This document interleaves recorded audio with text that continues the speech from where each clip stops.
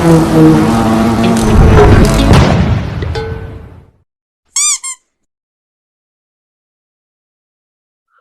two reason is Ukraine itself. Ukraine itself is saying, from being neutral, Ukraine used to be a neutral country.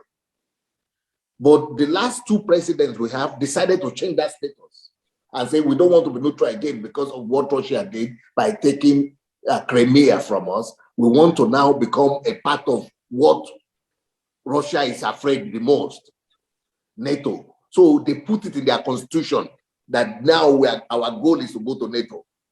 And to go to NATO means to come and plant the enemy of Russia right at its border. So Russia said, we will never allow this to happen. And they said, this is a red line. And Putin has been talking about red line for about 15 or 20 years. Don't cross the red line. Don't cross the red line. If you do, we are going to respond. So in the last 1 year, he's been saying, this is the red line. And if you cross it, it's going to lead to military response. But we didn't know. Nobody believed, even me, I didn't believe that it could be an attack on Ukraine.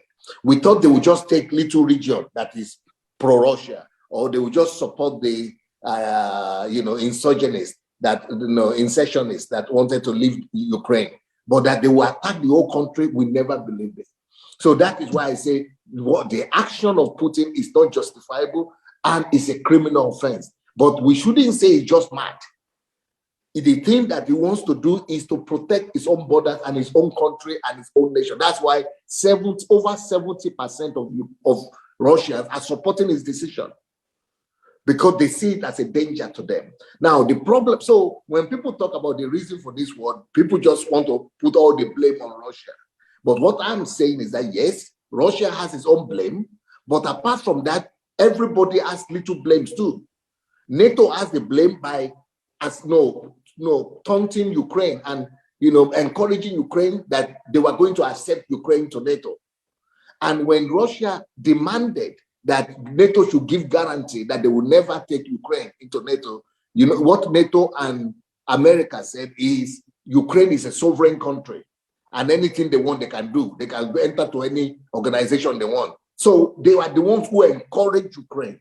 So there is the blame of the West in this war too. But the media of the West, they are always talking about it as if it's only the blame of Putin. But if we don't acknowledge the truth and we don't, retrace our steps, this thing could escalate and turn. If we keep on denying the obvious things, it could lead to Third World War II, Third World War III. And that is my own concern, that this thing will not escalate. And I will tell you how it can escalate. So I see three players here to blame. Putin, and it's Russia that number one to blame. Number two is Ukraine. Why should Ukraine abandon its neutral status? Yeah, that's my country. That's where I belong to. That's where I live. Those are my people. But I cannot now say we are okay. We are just righteous. We are just pure, and we didn't do anything wrong. If we had kept our status of being neutral, Ukraine has been independent for 30 years. They didn't attack us now, apart from when they started going towards NATO. So, but this time, they have told us, don't go. If you go to NATO, there will be a problem. But we still wanted to go because Ukraine, coming from inside, I will tell you why. Ukrainians believe that NATO was going to fight for them. So now Ukrainians are so disappointed at NATO that they are not fighting for them. They thought that America will fight for them. But America said, we are not going to send something military to fight for you. We'll just give you the weapon, go and fight yourself. So Ukrainians are very disappointed now that you push us to this thing, and now you are saying you will not fight for us. So that is the blame where I see the fault of Ukraine too. Then there is the fault of NATO, that they encourage Ukraine, that they were going to support Ukraine, that they would take them. That hope is what made Ukraine to be able to say. Now, why that is important is this. If Russia now is warning NATO and say, don't send your weapons, or don't support Ukraine from a third country. If a third country will intervene, any of the countries in Europe or NATO, they will attack that country. And if they attack that country, it will trigger the Article 5 of NATO, which says an attack on any one of the NATO countries means an attack on all of them, which means Third World War right there. And with Third World War,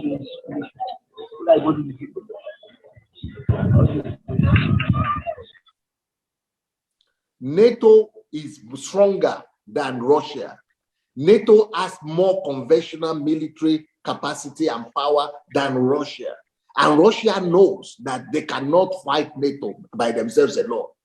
But they know that they have nuclear weapons. But Russia, instead of them to be cornered and be defeated by the whole of NATO, they will rather just destroy the whole world. Let me tell you the quotation of Putin himself. He said, "Why do we need a world where Russia will not be there?" He said, instead of Russia not to be a major player in the world affair, it's better that we don't need that kind of world. That it's better that there will be no world like that. So they are ready to go to the extent. Instead of you people defeating us, there will be no world again. So that's why everybody must talk the truth, so that the Western people too will be able to tell their people that, okay, let's face the fact. Don't keep on provoking one another. It is that provocation from the side of NATO, from the side of Ukraine, that has led to this madness that Russia has done, the mad action of Russia. But if we keep it going like that and just say it's just the madman, it could land us in a very, very dangerous place. That is why I think that someone like me from inside must let people like you, who are educationists, journalists, and Christian leaders, know what is really going on, so that you don't just look at this whole thing from one angle. Thank you very much. Running through the topic and the real events, what is going on right now. So now I'll hand over the ball to the moderator, which is Apia, to run through the question session, so we can be getting the question orderly, so people can start asking questions from their end. But he will start first. I believe he has a question for you. So let's start from Apia. Thank you. Thank you, Pastor, for thanks. I think what we've just heard is very, very, very insightful. And just to summarize it, we have heard about the potential danger of a nuclear warfare. And then also what, for me, extremely interesting is the role of the Western media, which we all agree has been very much lopsided and not a full reflection of the truth. We have also understood the underlying trigger for this war, why we are having this war, as per an extension of the natural boundaries, which has been a core trigger for this war.